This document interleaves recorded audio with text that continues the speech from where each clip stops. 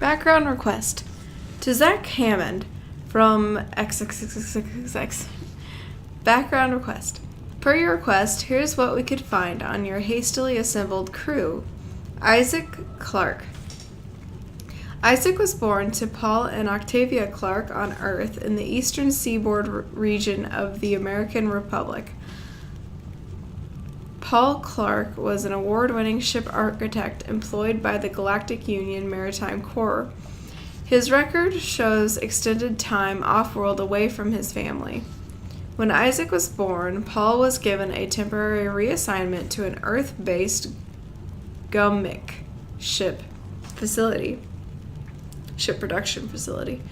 During the 4-year tour, Paul and Octavia raised Isaac together. When the tour was over, Paul shipped off for an extended off-world tour. Paul's influence on his son must have rubbed off. Records indicate Isaac pursued studies in mechanical and electrical engineering and achieved high honors.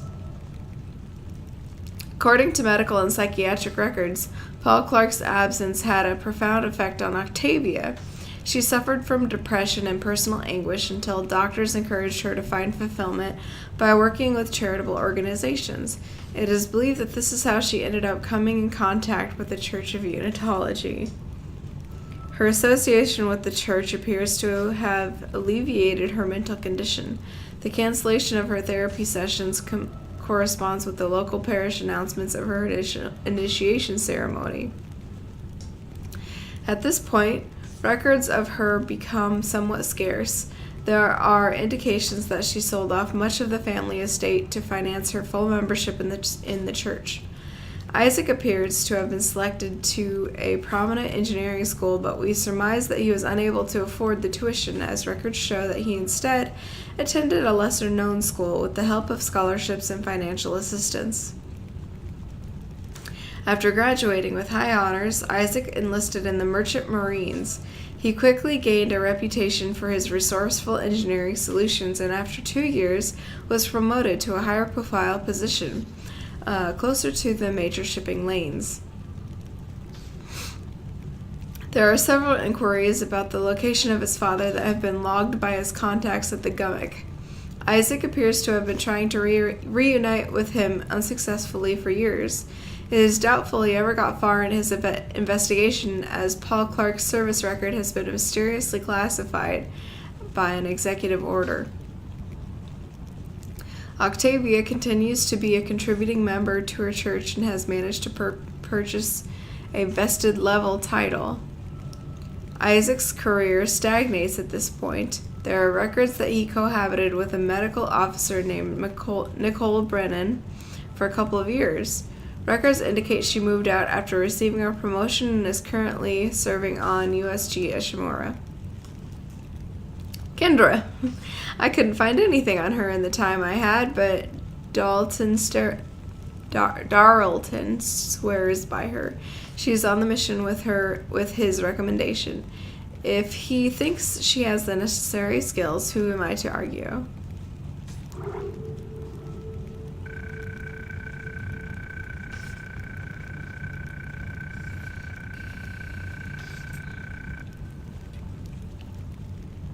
Planet cracking. Planetary mining is, quite literally, the dismantling of planets and moons on a macro scale. Entire worlds are fractured to reveal the rich seams of vulnerable minerals contained inside. Despite environmentalist concerns, the operation is perfectly safe and is the only way to extract the necessary resources on the large scale required to supply Earth and its colonies. You may have read reports that claim the destruction of a planet can destroy an entire solar system due to the disruption in the gravitational forces that hold such celestial objects in orbit. Some of the wilder reports claim that this causes the whole system to spin out of control or causes planets to smash into each other.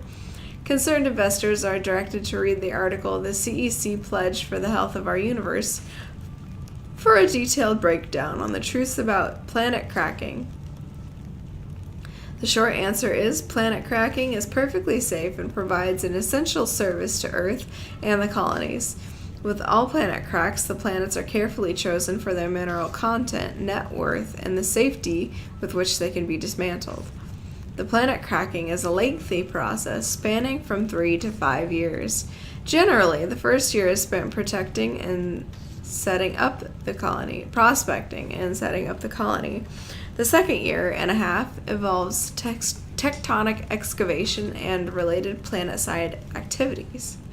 Then, the Planet Cracker class ship arrives between the 2.5 and 3 year mark, depending on the progress of the excavation. Once the ship is in orbit, preparation for tectonic chunk extraction begins. This takes approximately 1 week. The removal of an excavated chunk from the planet into a stabilized geosynchronous orbit usually takes about 1 day. 1 day, 124 standard hours. 24 standard hours. It's in parentheses. It looked like 1. During this process, billions of tons of debris break off from the underside of the chunk, creating an instant asteroid ring around the planet. While the floating debris is extremely dangerous, the Planet Cracker ships have an excellent asteroid defense system to keep the ship and crew safe from harm. Depending on the size of the planet, this process is repeated until the entire planet has been broken up and processed. About us. The CEC is the largest solar mining and extraction company in the Earth colonies. Its market capital it is also the 5th largest company in terms of market capital. It has become a powerhouse of industrial might and influential political force. With a generous budget allocated to election spending, CEC has always been able to maintain and improve its market position. The CEC owns over 400 deep space vehicles, including 5 planet crackers, with the famous USG Ishimura as its flagship. The CEC was the first to develop deep space mining asteroid catchers and was the first to implement shock point drives for commercial use. We are the largest supplier of precious metals. Out of over 36 planet crackers, only 1 operation has met with less than optimal results. Many may remember the Wynett disaster 11 years ago, wherein a planet cracker, 3 supply ships, and a colony were lost due to a gravity tether failure. Since that time, CEC has worked closely with the manufacturers and held crew training lectures to ensure a disaster of this magnitude never happens again. Okay. We take your financial well-being and the well-being of our employees very seriously. When you invest in CEC, you are investing in the future of mankind.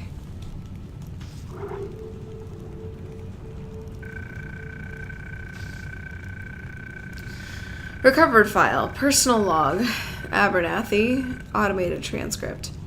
Day 3 of quarantine for the former doctors Clifton and Hogan. The infection is spreading quickly through Dr. Clifton. Dr. Hogan appears unaffected at this time. The chest of the corpse has started to expand like it's taking a deep breath. Something appears to be happening under the surface of the skin. The body is convulsing. A yellowish, briny liquid bursts from the mouth, accompanied by choking noises. There's a crunching as the throat bulges and the jaw collapses. The head is splitting apart, reforming now into what appears to be a proboscis and feelers. The chest splits along the center now as the flesh stretches and expands outward. The organs, bone and muscles, bend inward. The internal organs contort and reorganize themselves into an odd structure central to which is a massive bladder.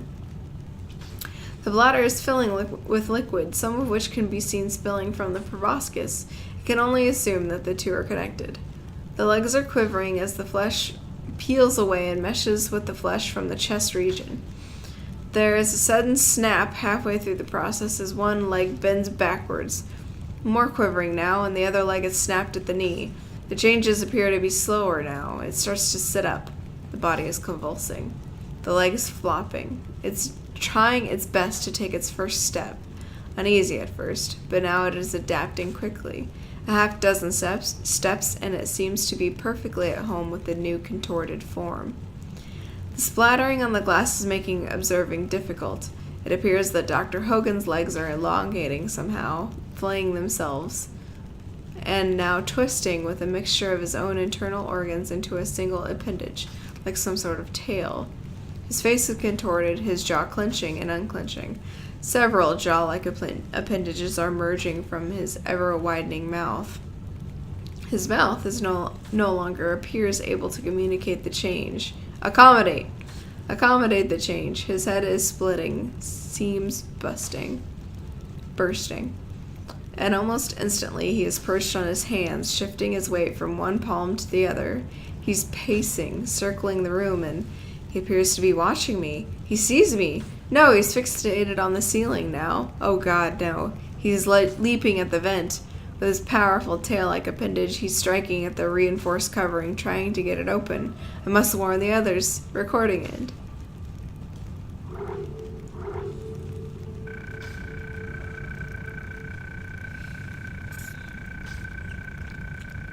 Altman's hasty expulsion from the project is unfortunate.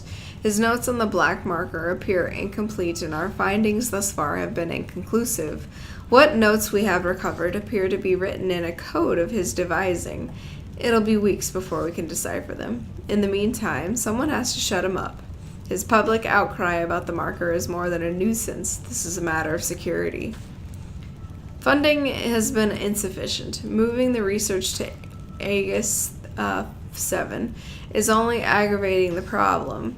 I understand the pressure to relocate the project outside the reach of the oversight committees, but this has only inflated our resource requirements. We are on the verge of cracking the replication code we extracted from the black marker. It would be a shame to come this far and have to scrap the project. The continued financial infusion over the years has been appreciated, and I'm pleased to share the results with you today. While some of our material fabrications are approximations of substances foreign to us, we have completed the internal workings of the device. One obvious difference between our replica and the original is the reddish hue. I assure you this is purely a cosmetic difference and not indicative of a flaw.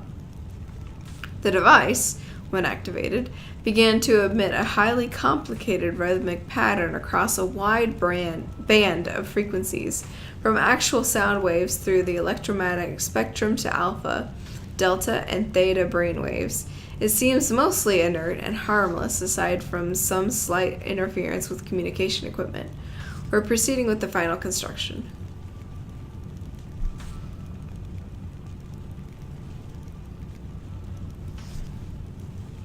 We've run into a disturbing but fascinating find. In recreating the DNA instructions gleaned from the black marker, we've managed to create a recombinant microbial life form.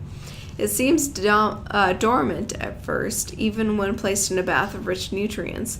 Were it not for Dr. Clifton's poor hygiene, we might have deemed the attempt a failure.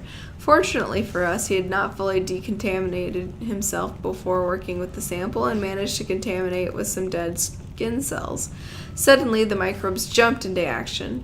Recombination happened almost instantly, and the sample began self-replicating and mutating before our eyes. More confounding results from our research today as we moved toward what we are now calling the red marker. We had to pass by this cellular lab area. The scientists working at the time complained about interruptions in the necrotic flesh experiments. As it turns out, the field generated by the marker creates a dead space around itself that forces recombinant effect into dormancy. I apologize for the setback relayed in the last report. The macro-scale infection has been contained with a minimal loss of life. The newly recombinated doctors are now quarantined for further study. Many of the scientists have been complaining of headaches and that we're all having difficulty sleeping for more than an hour at a time. We suspect a problem in the ventilation system. The maintenance team reported finding a buildup of some kind blocking the airways. Well, we know what that is. The organic mass continues to expand and take over the complex. The The recombinated nightmares now move freely throughout the corridors. My remaining crew is hastily constructing a transmitter for the marker in an attempt to broaden the signal it's emanating. Dr. Foster said the idea came to him in a vision. Our hope is to use the signal to keep the unchecked infection from spreading to the landing area. There's little time remaining. You must send help as quickly as possible. Our lives are in your hands.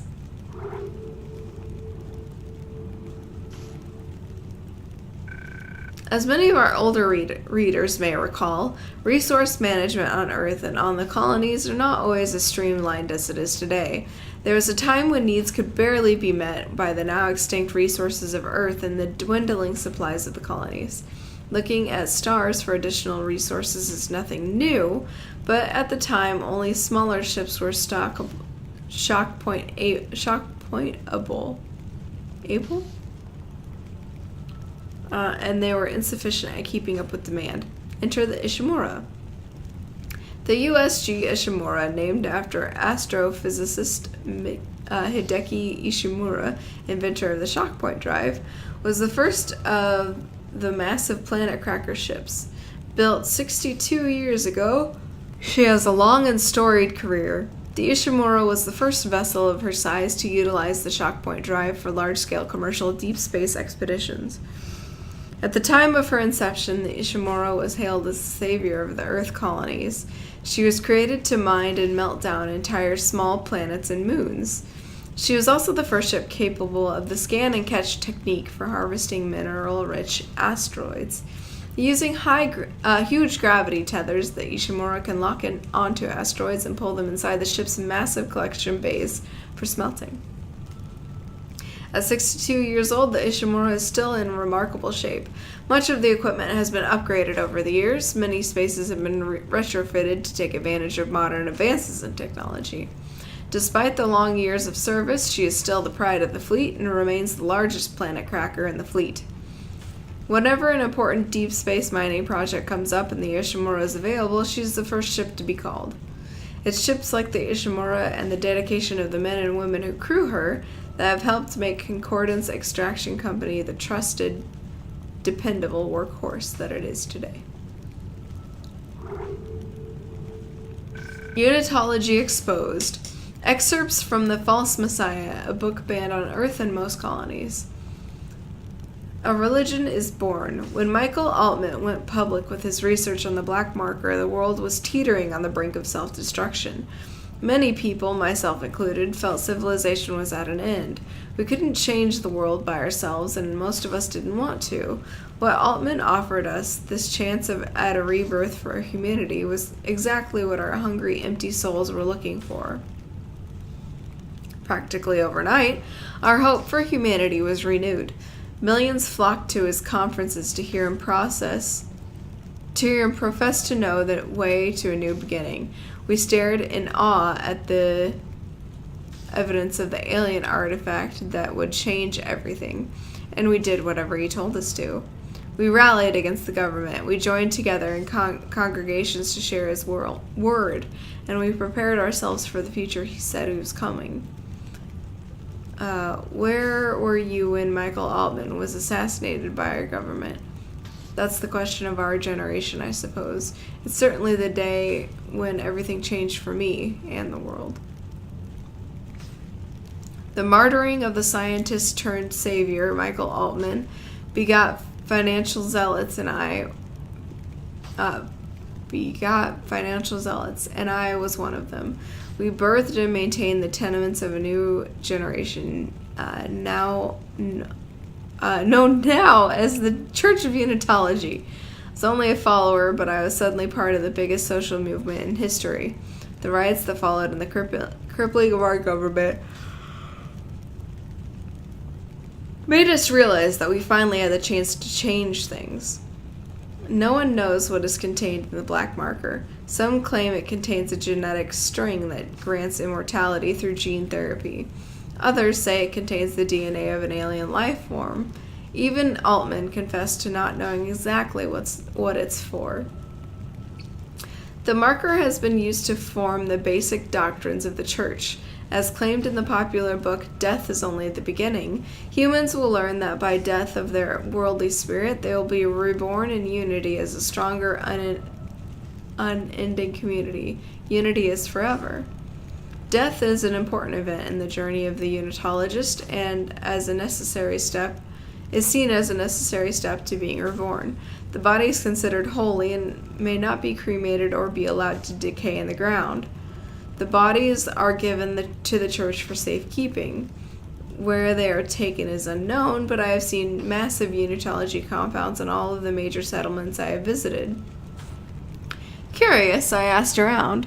No one would tell me what was housed inside, but I uncovered evidence of massive shipments of preservative chemicals being sent to the compounds on a regular basis. It was around this time that my superior, Paragon Fortenay, brought me in for my first soul cleansing. Despite the headaches and the nausea that continued to plague me, I had managed to sneak into the shipyard.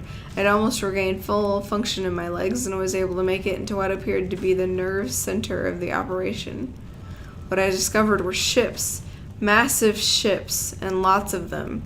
Stasis storage tubes lined each of the hundreds of exposed cargo bays. I couldn't see any of the bodies, but I knew what the tubes were for. What I couldn't figure out was why the church needed to transport so many suspended bodies in what looked like deep space vessels. Before I could investigate further, I was recaptured and the real soul cleansings began. Hey, you reached the end of this video. Thank you so much for watching. We know you have other travel options out there, so thank you for choosing to fly Chaos Airlines. And don't forget to subscribe for more travel destinations.